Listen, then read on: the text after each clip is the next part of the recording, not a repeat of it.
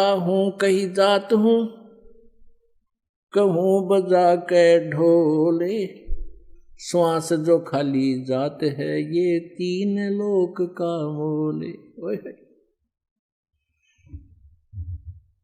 एक मंत्र आप करते हो सतनाम का, जो आप जी को प्रदान किया जाता है। अब से पहले ये मंत्र किसी के पास नहीं था, सतनाम मंत्र। और ये पंथ चल रहे हैं राधा स्वामी, धन धन सतगुरु, जय गुरुदेव, आगरा ये मथुरा वाला, और उसी से ये राधा स्वामी ठाकुर जी महाराज थे। ये सारे एक ही कुएं का जल है। सब भ्रमित पंथ हैं, काल प्रेरित हैं। काल के जाल में फंसाने का ये पक्का षड्यंत्र है इनका। इनको सतनाम का भी पता नहीं, सतनाम के वस्तु है। इनकी एक पुस्तक है सारवचन राधा स्वामी वार्तिक, और वो उसका संग्रह बताते हैं कि परम धनी, जिसको ये राधा स्वामी पंथ का प्रवर्तक मानते हैं, श्री शिवदयाल जी आगरा वाले, पन्ना गली वाले, उनके वचनों का संग्रह है और 150 वर्ष से वो संग्रहित हैं। और उसके बाद 1902 में इसका जो है ना बुक रूप में छपवाई गई।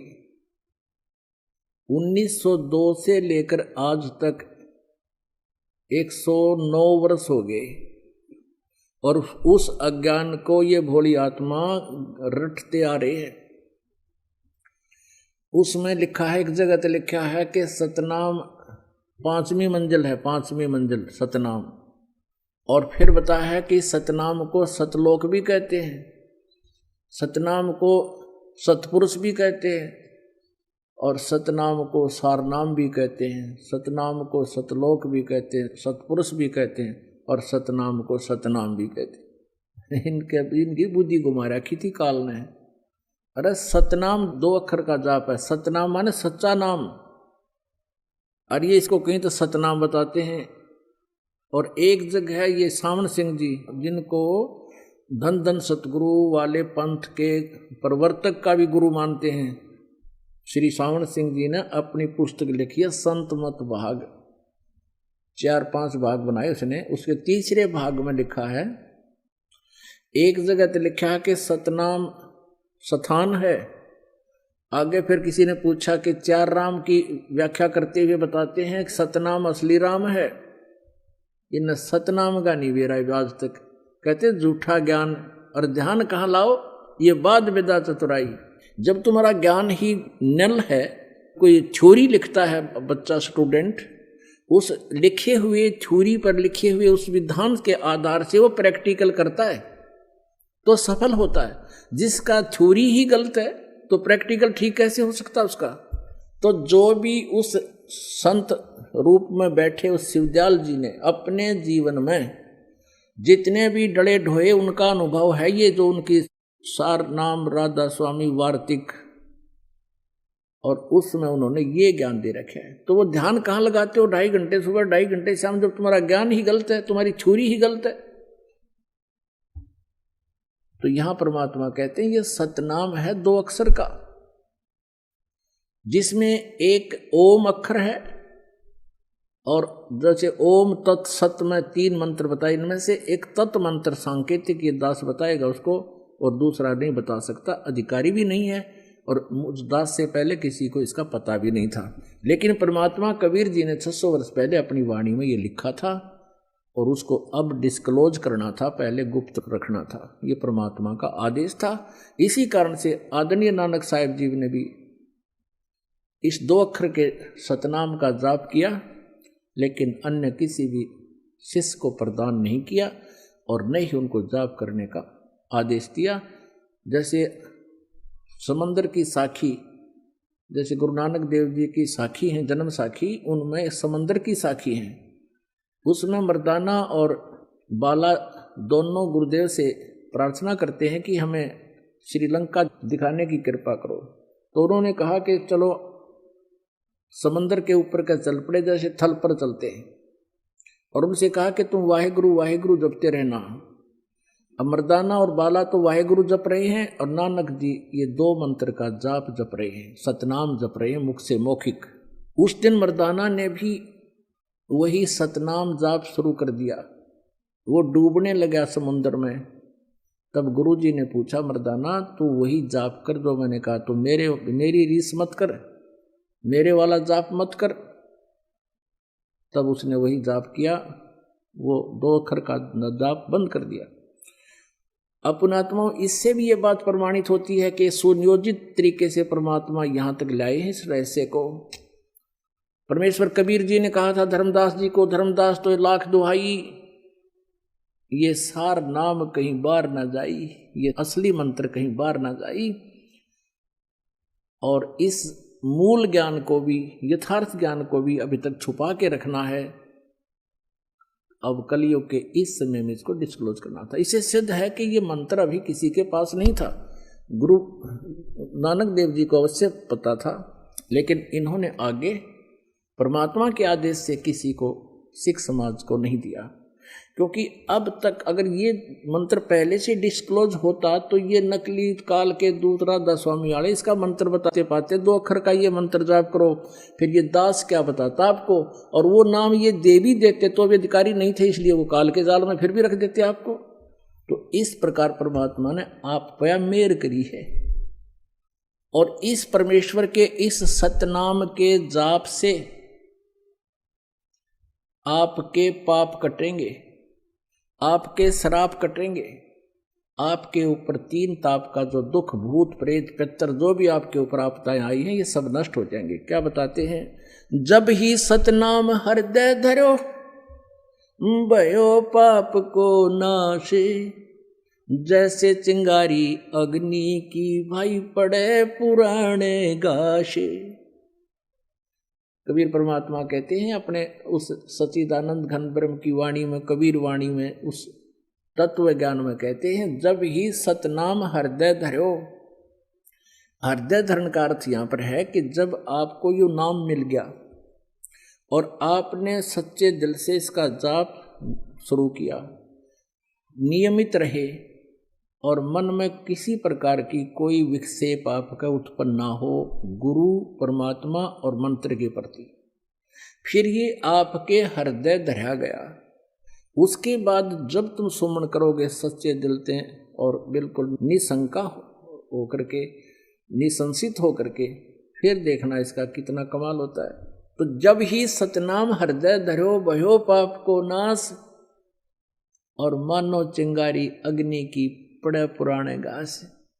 1000 क्विंटल और चाहे 1000 टन सूखा घास अडंगा पड़ा हो कहीं पर, और उसको ढोण लग गया आदमी, कदे भी ना उठे ना कि तो दरिया जा, एक माचिस की सीख जलाकर चिंगारी ला दे, उसमें सारे नफसवा करके राख बना दी और चलेगी तेज हवा, इधर उधर बखेर कर उसको कति क्लियर कर देंगे।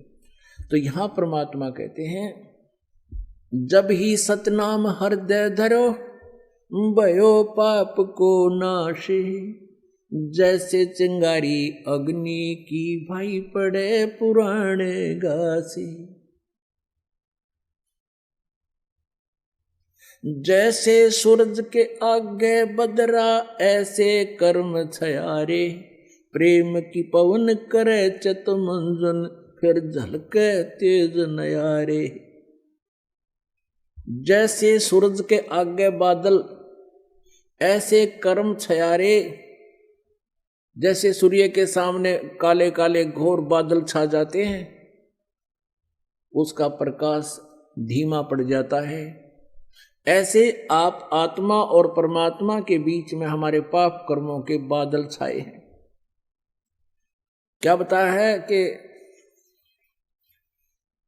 जैसे सूरज के आगे बदरा ऐसे कर्म छयारे, प्रेम की पवन कर चतुमंजन फिर झलक तेज नयारे।